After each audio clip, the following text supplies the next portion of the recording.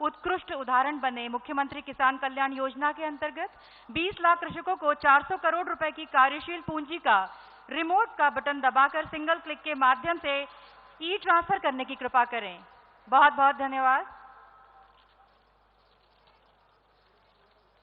कृपया जोरदार तालियों से इस प्रांगण को गुंजायमान रखें। आप सभी को बहुत बहुत धन्यवाद।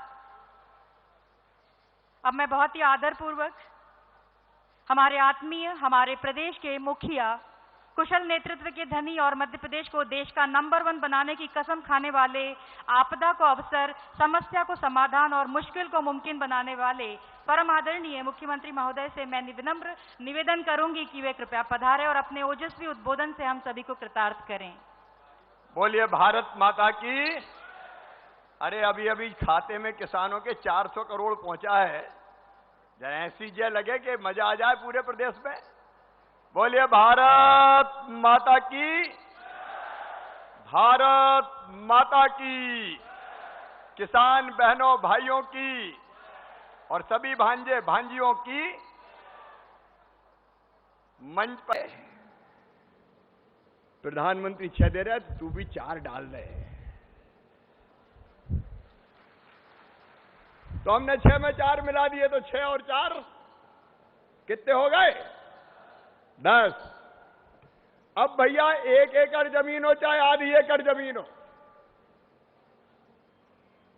बस खेती की जमीन नाम तो होना चाहिए। 10,000 रुपया तो पक्के, और उसी के 400 करोड़ अभी डाले। अगले महीने फिर डालूंगा, फिर डालूंगा, तो 10,000 रुपया ये प्रधानमंत्री डाल चुके। 5,474 करोड़ रुपया मैं डालूंगा। 3,200 करोड़ रुपया डालना जारी है अभी। फिर मेरे बहनों और भाइयों, फसलों के नुकसान के कीट व्याधि के 1,550 करोड़ डाल चुका। 1,550 और डालूंगा, वो इसमें नहीं जोड़ रहा। दूसरी किस्त और डलेगी।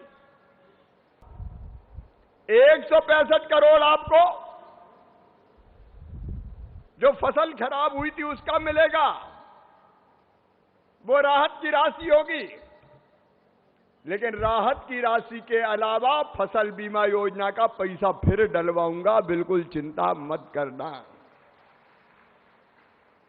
फसल बीमा का 8,800 करोड़ हमने डाला। जरा एक बार हिसाब किताब हो जाए,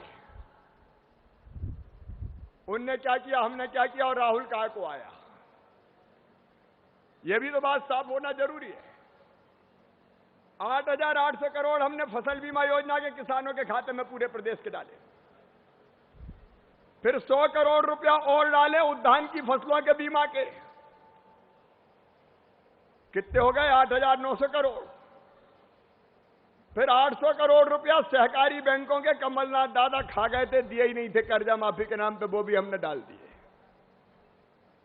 फिर हमारे प्रधानमंत्री जी श्रीमान नरेंद्र मोदी जी, क्या प्रधानमंत्री है, भारत की शान पूरे हिंदुस्तान में बढ़ाने का काम किया है।